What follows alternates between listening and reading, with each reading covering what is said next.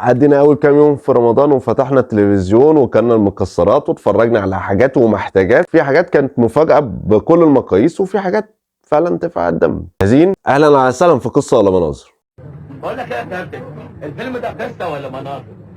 خلينا نبتدي الاول بالاعلانات، لان الاعلانات السنة دي سيئة جدا من الاخر، كان اسوأ من السنه اللي فاتت بكتير. هي كل سنه عارف الدنيا بتنزل خالص، اغلب الاعلانات كلها ليها علاقه بكومباوندز وحاجات بقى مدن جديده وحاجات عجيبه وكده.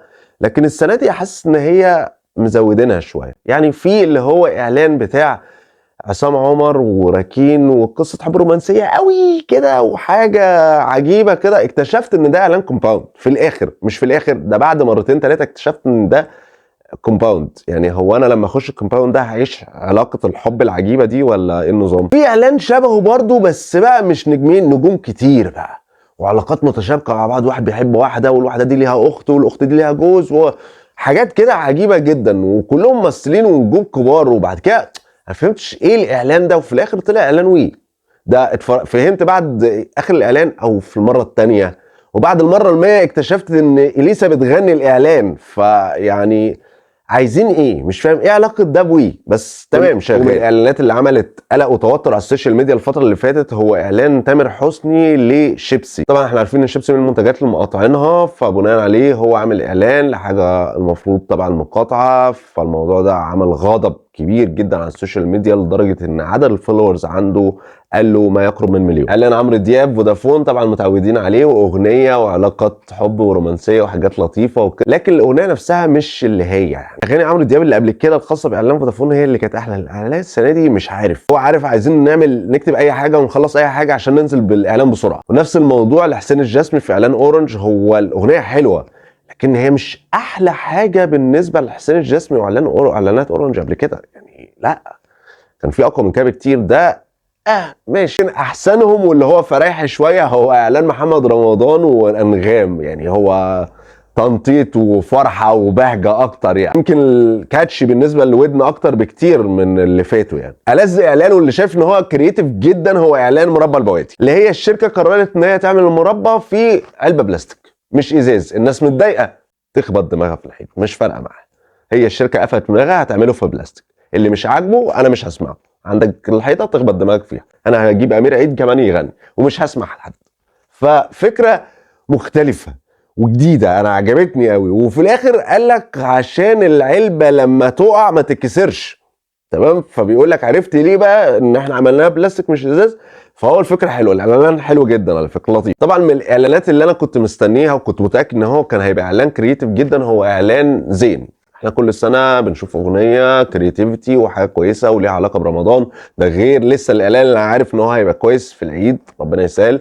بس الاعلان السنه دي كان اعلان مؤثر جدا، لان هو بيتكلم عن اطفال دخلوا الامم المتحده يتكلموا عن باسم اخواتهم في فلسطين. واللي بيتكلم نيابه عن الاطفال هو شخصيه كاريكاتير حنظله اللي صممه الفنان ناجي العلي. الموضوع كله الاغنيه بالاعلان كله مؤثر جدا، وده اكتر حاجه كرييتيف. الاعلانات خلصت، المسلسل بدا. طبعا المسلسلات اللي انا كنت متاكد ان هي هتبقى مسلسل حلو جدا هو مسلسل اشغال شقه، هشام ماجد واسماء جلال، كتابه شيرين دياب وخالد دياب. المسلسل عباره عن كوميديا كلاسيكيه مختلفه عن اي كوميديا موجوده في مسلسلات رمضان. مسلسل بعيد عن الاسفاف تماما، كوميديا الموقف، احداث كوميديه، محدش بيستظرف في المسلسل. يعني حتى دور مصطفى غريب في المسلسل دور حلو جدا. يعني لو قارنا كده بالراحه شخصيه حمدي اللي في اشغال شقه وشخصيه مازو اللي موجوده في اللعبه، هو حمدي واقعي شويه عن مازو. لو قارنا شخصيه عربي في اشغال شقه وشخصيه سعدون في اللعبه هنلاقي ان سعدون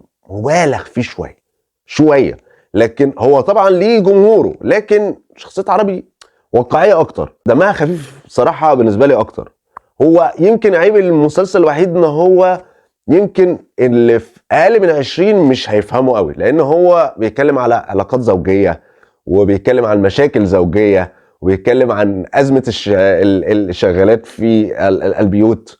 هو قريب جدا من فيلم صباح الخير يا زوجات العزيزه. طبعا من المسلسلات اللي كان متوقع ليها نجاح هو مسلسل بابا جه اكرم حسني، والمسلسل كالعاده اكرم حسني جاب لنا افكار اوت اوف ذا بوكس. كل كام حلقه كده بيبقى فيه اطفال جديده، فالمسلسل متنوع وهيلاقي قبول كبير جدا من الاطفال. كامل العدد من المسلسلات اللطيفه وفعلا حلو، طبعا بيفكرنا بالجزء الاولاني بس مش زي الجزء الاولاني قوي، بس لسه هنشوف. وانا بقلب في التلفزيون خبطت في مسلسل العتاوله، ولا حول ولا قوه الا بالله. خلاص بقى فكره البلطجي الطيب ضد البلطجي الشرير والخير والشر، يعني اوفر بقى، كفايه بجد. يعني الموضوع بقى مبالغ فيه. المسلسلات اللي كنت متوقع ان هو هيبقى مسلسل قوي هو مسلسل مسار اجباري، عصام عمر واحمد داش. فعلا الحلقه الاولى حلقه مشوقه جدا، بس انا المسلسل ده انا عايز اخده كده اتفرج عليه براحتي بعد رمضان. اعلى نسبه مشاهده برضو اتفرجت عليه سلمى ابو ضيف، وعامله دور حلو جدا، وليلى زاهر. لكن انا بالنسبه لي في فرق كبير جدا بين الدراما الرمضانيه والدراما السوداء. ده دراما سوداء، يعني احنا داخلين على كآبة السنين، فمش طالبه خالص. بس هو مسلسل شكله كويس. نعمل افوكاتو قلت اتفرج عليه، هو الشكل التقليدي الكلاسيكي بشكل مشوق مختلف لمي عمر، ونفس الاسلوب التشويقي الخاص بالمخرج محمد سامي. بغض النظر مين البطل، هو ده الاسلوب اللي بيبقى عامل جدل، الطيب ضد الناس الشريرة الوحشة، وهو ازاي هيقدر عليهم، والناس بتكرهه وحاقدين عليه. العادي، وطبعا بيبقى ترند قبل ما الحلقة تنزل، فده الطبيعي. فتمام. المسلسل اللي بالنسبة لي كان مفاجأة غير متوقعة هو لحظة غضب. بطولة صبا مبارك، محمد شاهين ومحمد فراج كان ضيف الشرف اول حلقة. مسلسل قوي جدا، مشوق، اسلوب حتى الاخراج والتصوير بتاعه مختلف. كل حلقه، انا الحلقه الاولى خلصت غصب عني فتحت الحلقه الثانيه. فلا المسلسل حلو جدا. معرفش اذا كان عندي وقت ان انا اكمل بقيه الحلقات في رمضان ولا لا، هشوف. بس ده من المسلسلات اللي اكيد لازم اتفرج عليه. مسلسل امبراطوريه ميم، رحله عائليه، الواحد عايز يتفرج المسلسل ده هيخلص على ايه، وصراع الاجيال بين الاب والابناء، وكل واحد له وجهه نظره واختلافاته ومعتقداته. من المسلسلات فعلا القويه، وحتى الاخراج والديكور بتاعه حلو جدا. طبعا المسلسل اللي كان فوق التوقعات هو الحشاشين.